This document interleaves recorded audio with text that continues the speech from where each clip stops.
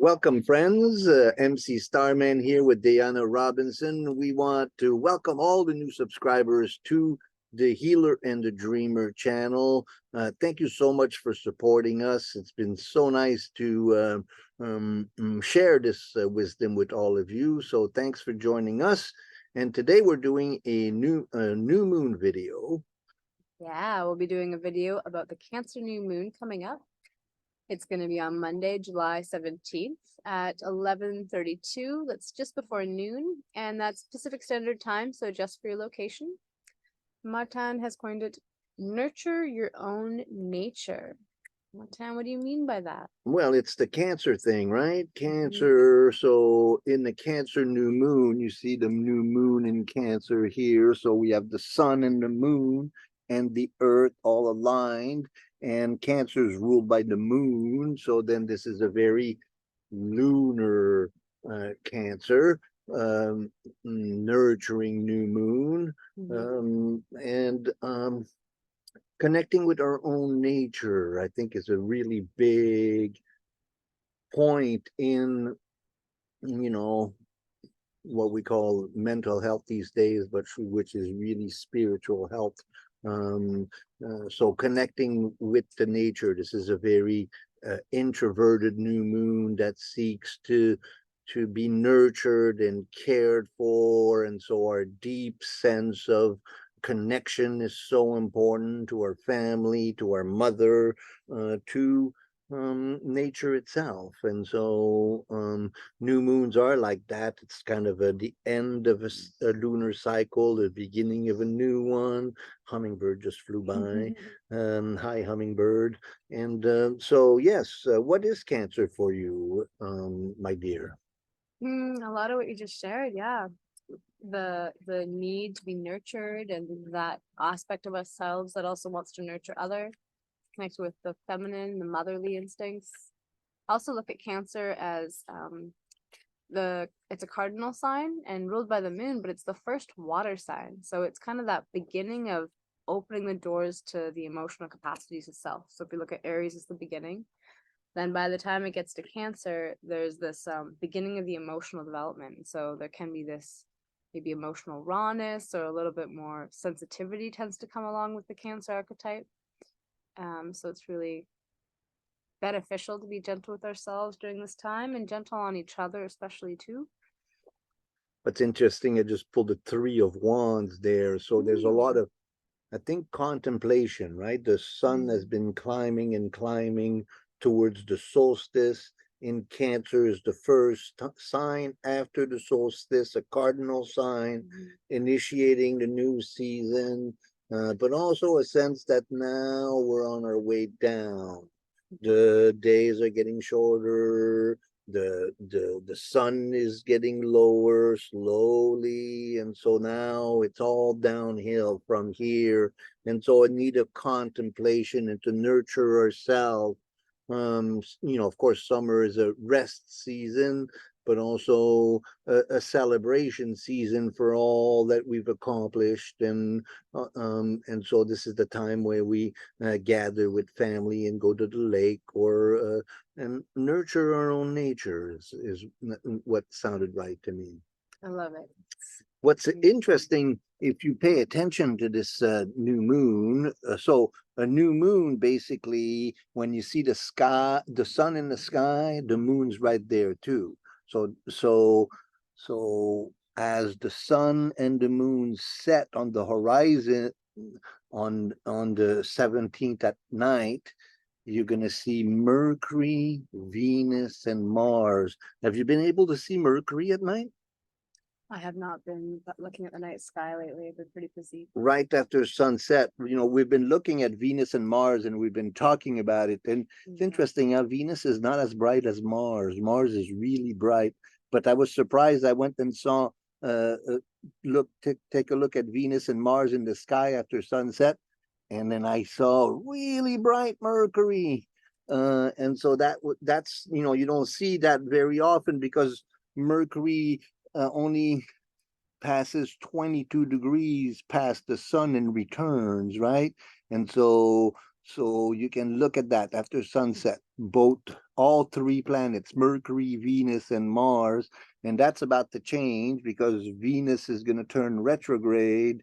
And then shortly, well, a month after, Mercury going to go retrograde. And so they're all going to pass between the earth, between the sun and the earth, and pass and then and come back again. So that's how Mercury and Venus turn around the sun while the sun turns around the zodiac like that. So a time of contemplation with Mercury, Venus, and Mars all together like that. What else is important about this new moon? Way back here, this black guy around here, this is Pluto. So we're going to be in opposition to Pluto. And then it's going to also be making a T-square with Chiron. We'll show you that on the chart. What's that? I stole the controls. Woohoo! Oh, come on. Here we go.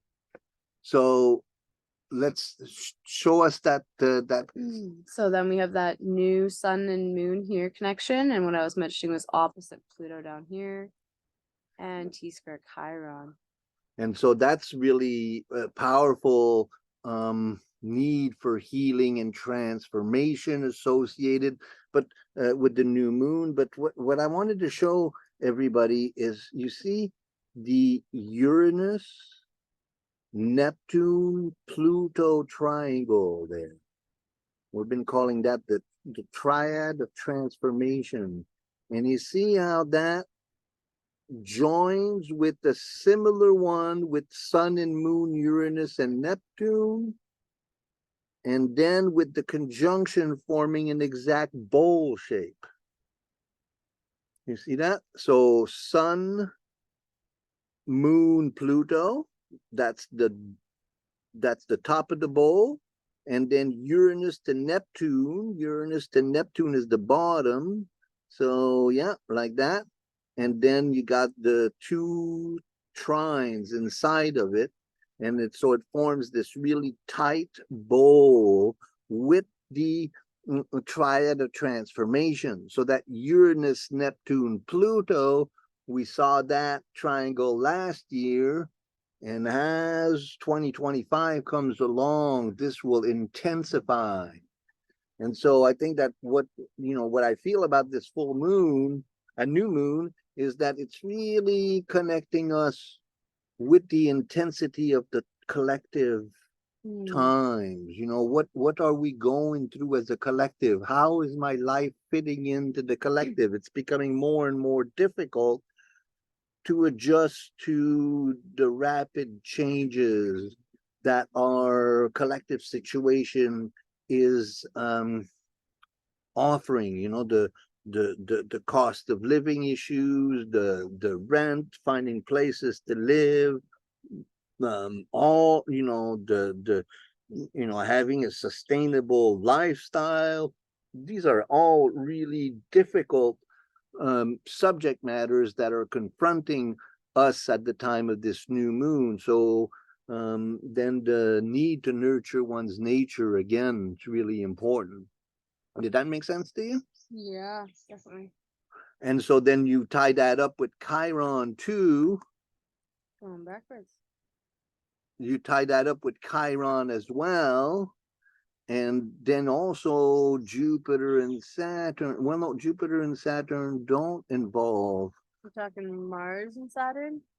Yeah, that there's the Mars and Saturn, but the Mars-Saturn opposition, which will be coming, which is also being triggered. So let's look at the list of things that are going on for this moon. We have the Cancer moon, Sun and Moon opposing Pluto squaring Chiron, and then the Mars, Venus, Mercury all visible at sunset. And then Venus is about to go retrograde. Then we have Mars-Saturn opposition. So by the time we're at this Cancer new moon, Venus has made it here to 28 degrees Leo. And it's going to stay at 28 degrees Leo, changing by the minute, but staying at the degree for about a week, and then finally going retrograde. We're going to have a lot more time on this Leo aspect of our chart. If you have anything here between 12 to 28 degrees in Leo, it's going to get hit by the Venus 3 times. And so that's that Venus retrograde that we're all preparing for. What's interesting about the Venus is that it engages with Neptune and Pluto. In that yod, also with that it also goes to Uranus, also triggering that that triad of transformation. Wow, it's hitting all 3. Let's flesh that out for a second here, and what this triad of transformation mean. I have to laugh for a sec, just because when you said triad of transformation, I glanced and was like, oh yeah, you pulled the 3 of Wands. It's a time of contemplation of what's ahead, right? Yeah. The 3 of Wands, the gentleman is sitting on the top of a hill and looking at the ocean and the boat sailing, and so he's contemplating. And the 3 is a the 3 is a invitation to resolution, and so, and the Wands being intuition, fire. I think that there's a deep need to connect to the meaning of our times. And so we've been looking at the evolution of our times in terms of the Uranus Pluto square that we talked about for a long time during the teens, from 2008 to 2020. We looked at that Uranus-Pluto square. Then we had all of these incredible events of 2020 and 2021, where Jupiter, Saturn, and Pluto made a conjunction, where Jupiter, Saturn made a conjunction and came together into Aquarius. That was a really significant time astrologically. If you're interested in these subject matters, in our playlist, the Astrology of the Great Reset, you can go back in time and visit all of these really important alignments. And then we add the Saturn Uranus square, and that really was really significant. And we had 4 of them in 2022, and we had the last one in 2023. And then now what? Now what? We've been going through this incredible crisis. We've been going through this intense 15 years of transformation, and then now what? And so this angle of Pluto to Neptune to Uranus, forming this 2 sextiles and 1 trine, that alignment of planets will perfect itself by 2025, where Pluto will be coming into Aquarius, Neptune will be coming into Aries, and Uranus will be coming in Gemini, all at the same time, all in this 260, 2 sextiles and 1 trine. They're all going to be, so that in the summer of 2025, all 3 planets would be at 1 degree of these respective signs. So that's what's next in terms of powerful astrological alignments. And so with this new moon aligning with this triad of transformation in this bowl shape we talked about, well, so that, I don't know, does that make sense to you? I feel like it could be a time of a little glimpse into it, or also into maybe what we've been feeling, or just bringing it back to that Cancer time of like really taking time to reflect and feel how much you've grown and shifted over this time, and how much has grown and shifted in society. But also, as you do, there'll probably be glimpses of what could be coming next, or maybe inspirations on where you want to be going next, and just in these times of great change. I also see it as like coming back to like the basics a bit more, is this triad. Right now they're all in the feminine signs, Capricorn, Pisces, and Taurus. And then they're so earth, water, earth. And it's gonna be shifting into air, fire, air, all masculine with Aquarius, Aries, and Gemini. So there'll be probably the instigation of a lot more energy coming up. One thing for sure is we're going to be talking about this much more, but it's easy to start thinking of this as being a negative event, I think, you know, because of the intensity of it. But also there's a tremendous amount of alchemical power of transformation in an exact alignment like that. And I think that that's what the new moon invites us to do, is to see the opportunity for transformation in our own lives. What are the, you know, what are the things that I need to look at in order to make my life in working in synchronicity, in synchronous alignment with these deep changes.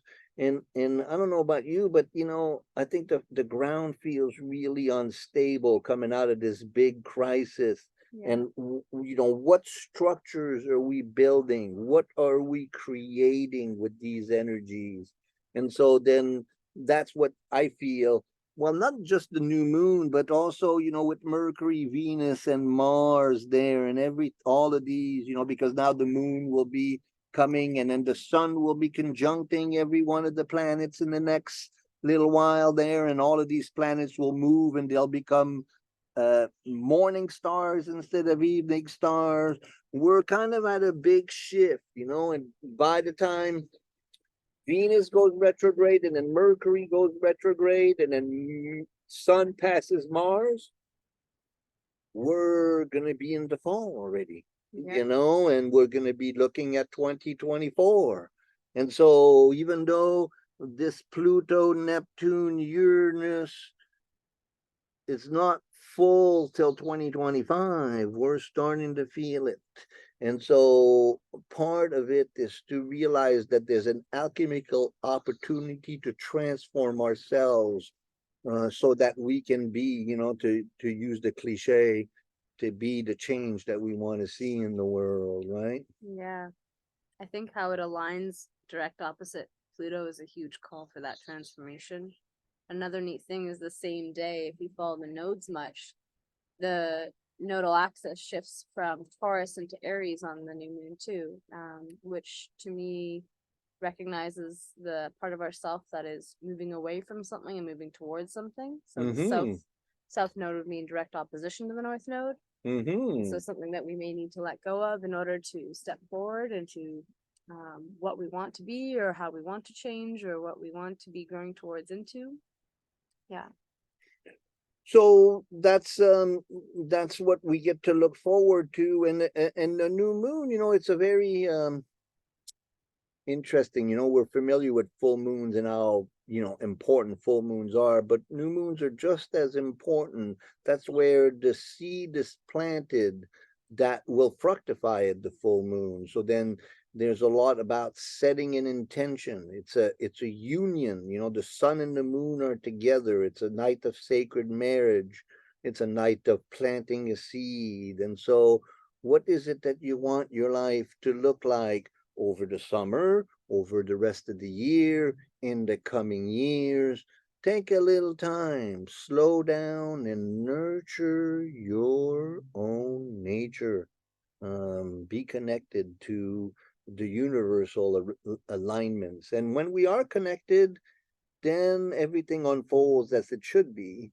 It's when we're disconnected and dissociated that these powerful astrological events shake us up, to get back to alignment and to get back to balance. That's true. Let's look at the important dates.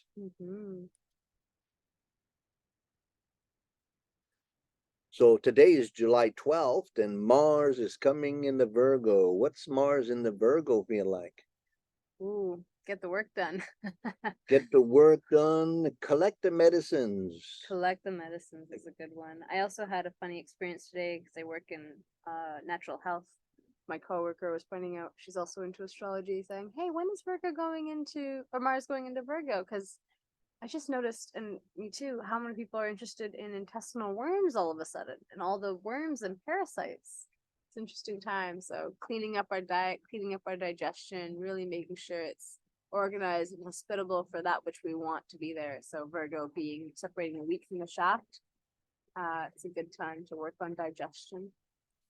And then July 17th, the Cancer new moon at 25 degrees. And on the 20th, the Mars-Saturn opposition. Now let's flesh that one out. Mars-Saturn opposition. What does that look like, Steve? The first image I get is kind of like the wise man saying this is the way, and on the opposite side of the courtyard the young boy saying no, this is the way. I don't know why that's the first image, but that was it. Well, in astrology, in ancient astrology, Mars and and Saturn are known as the two malefic.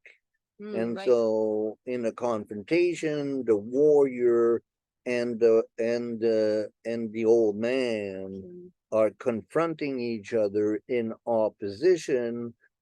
We talked about Saturn and Pisces and how it's about making sure we have a safe container, and Mars in Virgo is making sure we collect all the right medicine.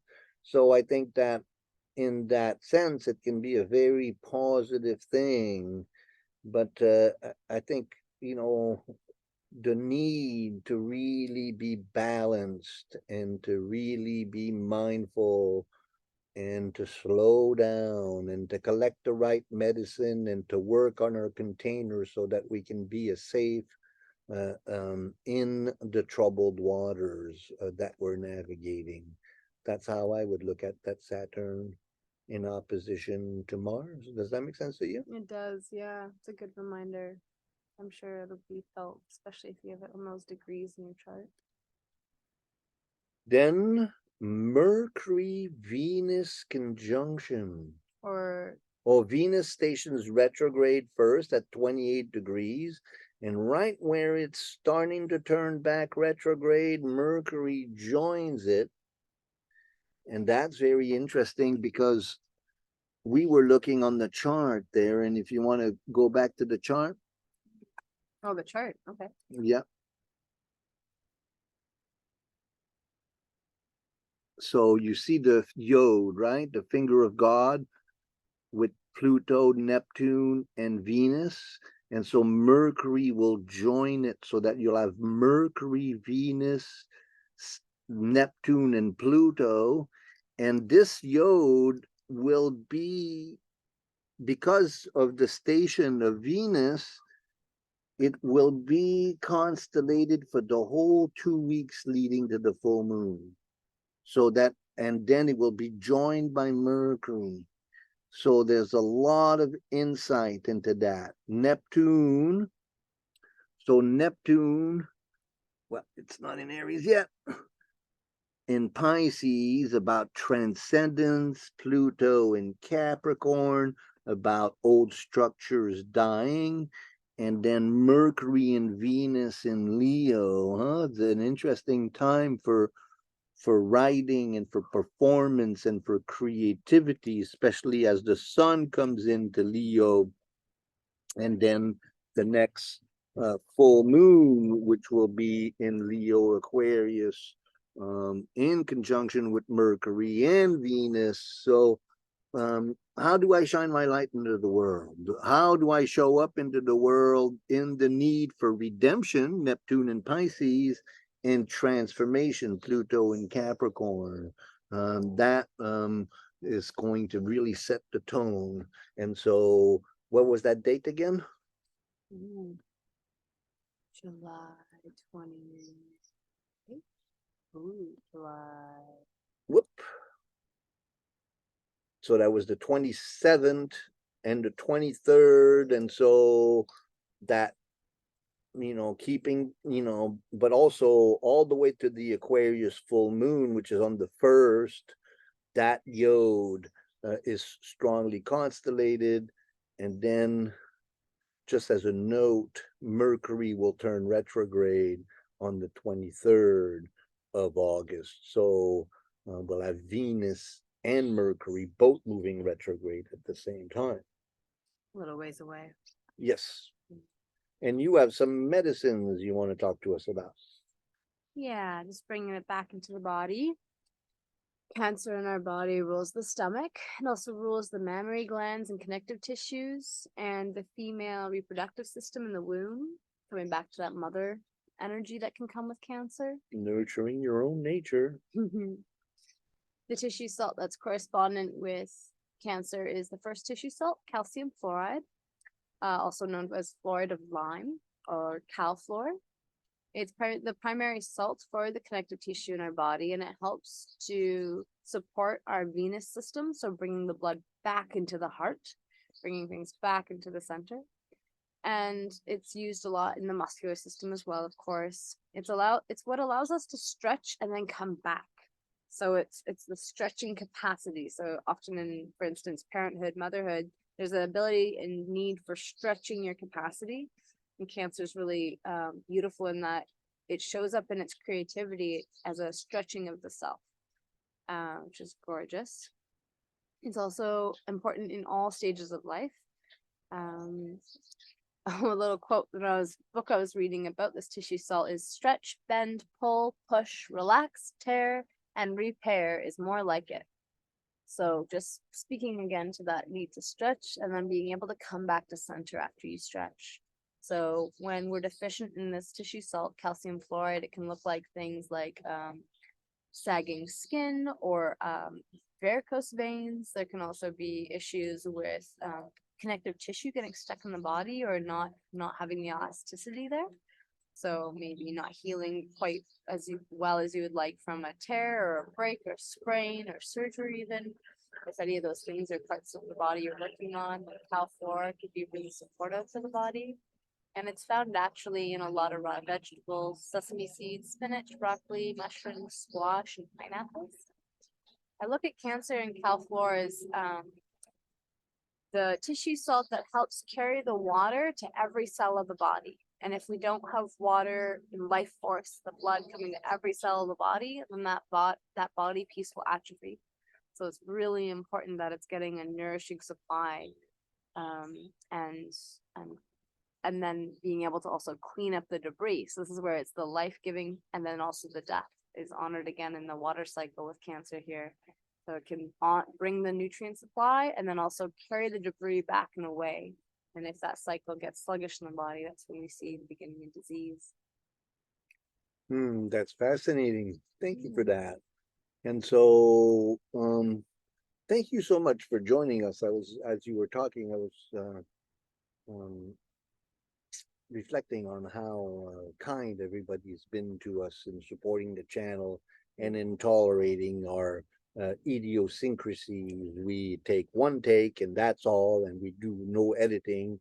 And so at times it's a little rough, and so we really appreciate your patience with us, and your support. You're sharing our work. It's growing slowly but surely. I want to thank you, my dear, for all the nurturing energy you bring to these videos and our lives here on the estuary of the Cowichan River. Yeah. Thanks for joining us, you guys. Thank you, Matan, for sharing. It's a Appreciate it. beautiful journey. It is. Over and out. Have a We'll see you wonderful next summer. time. Whoop, whoop, whoop.